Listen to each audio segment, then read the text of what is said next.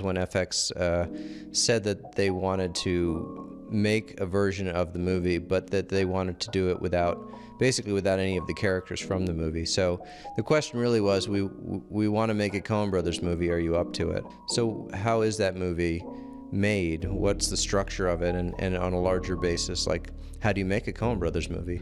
And the Coen Brothers won't help you. They won't tell you how they do it. So you have to figure it out on your own. I went in and I said, look, it's not a television series. It could be an anthology. And they had the first year of American Horror Story, so they understood that idea.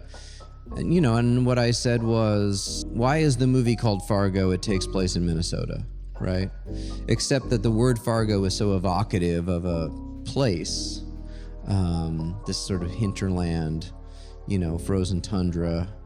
But after the movie, it's also, it also represents a type of story, right? This truth is stranger than fiction, true crime story. So I said, if you think about Fargo that way, then it kind of becomes a state of mind. And then the question is like, well, is this story a Fargo story? Does it fit? Can you feel those elements to it? And it just went from there. The conversations that I had with the network very early on were, you can't make a Coen Brothers movie by committee.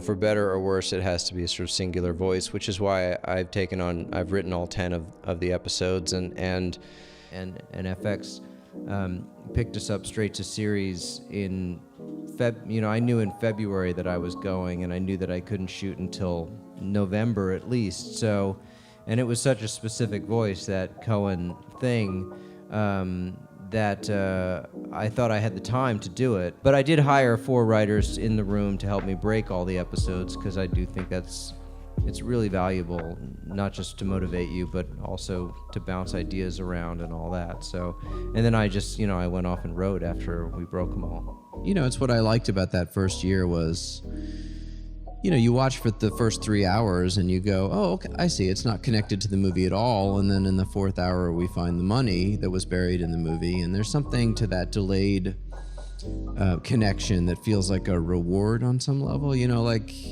people accept that it's its own thing, and then there's the fun of the connection. But that was interesting to me, in that is that there's this moral struggle, right? You've got good and evil and someone in the middle who's which way are they going to go. And the first year, that was sort of Martin Freeman's character.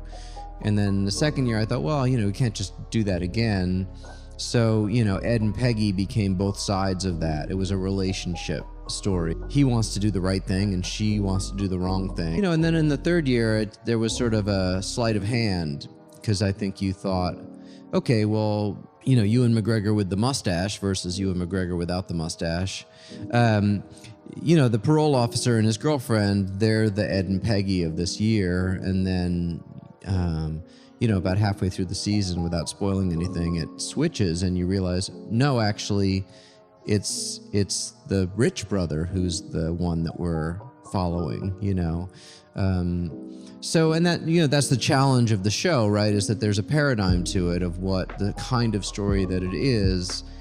But you can't just tell the same story again. You have to find, well, what's the new way to approach these ideas that makes it feel like you're not just repeating yourself. I come from a family of writers. My grandmother was a writer, and my mom was a writer, and my mom never went to college, so I never thought that writing was something you needed any actual qualifications to do.